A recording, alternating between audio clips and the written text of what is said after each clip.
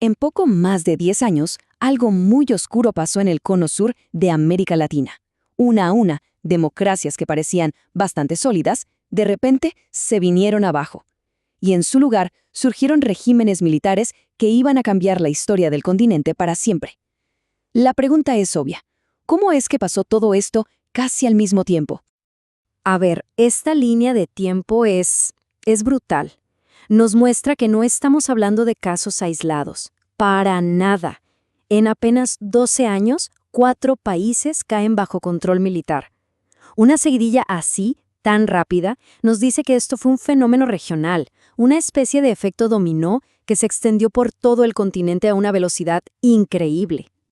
Bueno, vamos a meternos de lleno a analizar cómo eran estos nuevos regímenes. Porque es que cuando las libertades, incluso las más básicas, se evaporan, lo que queda es algo verdaderamente terrible. Y miren, la caída de Uruguay, y Chile en particular, fue un shock tremendo para toda la región. Pensemos que eran vistos como las democracias modelo, las más estables. Si les pudo pasar a ellos, entonces nadie estaba a salvo. La democracia que muchos creían ya consolidada resultó ser súper frágil.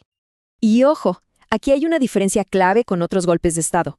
Estos militares no llegaron para poner orden y después irse, para nada. Ellos tenían un proyecto a larguísimo plazo. Su objetivo era literalmente refundar sus países, o sea, desmantelar todo lo que había y construir algo completamente nuevo, a su medida y bajo su control. Pero claro, un proyecto de esa magnitud necesitaba una idea, una justificación ideológica. Detrás de toda la fuerza bruta había un plan que conectaba a todos estos regímenes, la llamada Doctrina de Seguridad Nacional. Esta doctrina no salió de la nada, ¿eh? Fue una adaptación de ideas que nacieron en Estados Unidos en plena Guerra Fría. La lógica era simple. El mundo estaba en una guerra total contra el comunismo, y América Latina era uno de los campos de batalla más importantes. Lo más loco de esta doctrina es cómo cambió la idea de lo que era una guerra. El enemigo ya no era un ejército de otro país que te invadía, no, ahora había un enemigo interno. De un día para el otro, cualquier estudiante, sindicalista, artista o político de izquierda podía ser etiquetado como un subversivo, un infiltrado que había que eliminar para salvar a la patria. Y toda esta ideología tenía un lugar físico donde se enseñaba, un centro de formación. La Escuela de las Américas, que estaba en Panamá y era administrada por Estados Unidos, fue el lugar donde miles de oficiales latinoamericanos no solo aprendieron tácticas militares, sino que absorbieron esta forma de ver el mundo. La lista de sus graduados más famosos habla por sí sola, ¿no? Muchos de los que después serían dictadores y los jefes de la represión en todo el continente pasaron por sus aulas. Esto nos da una idea de la influencia gigantesca que tuvo esta escuela para esparcir tanto las tácticas como la ideología que sostuvo a las dictaduras. Bien, con la ideología como excusa, se puso en marcha el método para llevarla a la realidad, una represión brutal y, sobre todo, muy bien coordinada. Y acá hay que ser súper claros.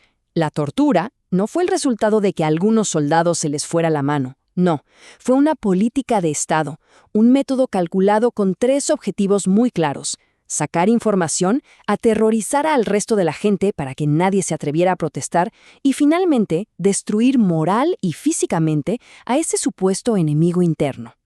Estos son solo algunos de los métodos que se usaron masivamente. La capucha te dejaba totalmente vulnerable.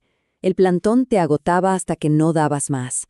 La picana y el submarino eran técnicas de dolor extremo, diseñadas para quebrar la voluntad de cualquiera. El hecho de que se usaran sistemáticamente revela una maquinaria de horror totalmente planificada. Y el terror no se quedaba dentro de un solo país. La Operación Cóndor fue, digamos, la máxima expresión de esta lógica represiva. Era como una especie de Interpol del terror. Las dictaduras se ayudaban entre ellas para perseguir, secuestrar y asesinar a sus opositores en cualquier país de la región. No había dónde esconderse. Este comunicado es un ejemplo perfecto de cómo se legalizaba la represión. Usando un lenguaje burocrático, súper formal, lo que estaban haciendo era convertir la libertad de expresión en un delito. Informar, opinar o simplemente cuestionar lo que hacían los militares se volvía un crimen grave. Así callaron a la prensa y a toda la sociedad. Los números, aunque puedan parecer fríos, nos dan una idea de la dimensión de esta tragedia. La dictadura de Brasil fue la más larga. La de Uruguay, la que tuvo más presos políticos en proporción a su población. Y la de Argentina, aunque fue más corta, tuvo una cifra de muertes y desapariciones que es simplemente aterradora. Cada régimen tuvo su propia escala de horror. Pero esa ambición de refundar el país no era solo política. También significaba una transformación económica total. Eso sí, los caminos que tomaron para lograrlo fueron muy distintos entre sí. Y aquí vemos dos polos opuestos. En Chile, con los famosos Chicago Boys, se aplicó un neoliberalismo al extremo, privatizar todo y abrir la economía al mundo sin restricciones. En Brasil, en cambio, los militares hicieron todo lo contrario. Apostaron por un Estado fuerte que invertía en grandes proyectos y protegía su industria. Y acá está la gran contradicción. Lo que se vio en Chile no era liberalismo clásico, que entiende que todas las libertades van juntas. Era un neoliberalismo autoritario, que defendía la libertad de mercado con uñas y dientes, pero al mismo tiempo aplastaba las libertades civiles y políticas. Una contradicción que para muchos, como dice la cita, era pura hipocresía. En Brasil, su modelo parecía un éxito total. Espectacular. Un crecimiento del 10% por año es una cifra impresionante para cualquier país.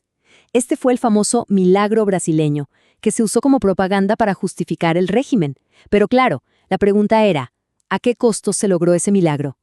El caso de Chile también nos deja un legado con dos caras. Por un lado, sí, hubo un crecimiento económico importante, de casi el 6% anual en promedio, pero, al mismo tiempo, el desempleo se fue a las nubes y la deuda externa se multiplicó por 6.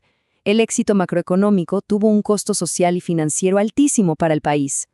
Finalmente, después de años de represión y de estos experimentos económicos, esta era tan oscura llegó a su fin. Pero su legado, y sobre todo las lecciones que nos dejó, se siguen discutiendo hasta el día de hoy.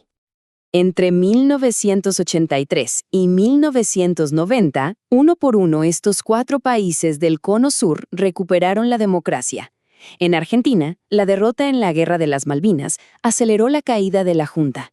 En los otros casos, fue una mezcla de presión social y crisis económicas lo que abrió el camino para que volvieran los gobiernos civiles. Y esta es la pregunta que queda flotando en el aire. Después de analizar la ideología, los métodos, las consecuencias, es inevitable pensar qué se puede aprender de un periodo tan pero tan doloroso de la historia. Y quizás la lección más importante se pueda resumir en esta frase: la soberbia. La convicción de ciertos grupos, tanto de izquierda como de derecha, de que ellos eran los únicos dueños de la verdad. Esa arrogancia los llevó a despreciar la democracia y a pensar que todo valía. Y esa soberbia fue el combustible que alimentó una de las épocas más trágicas del continente.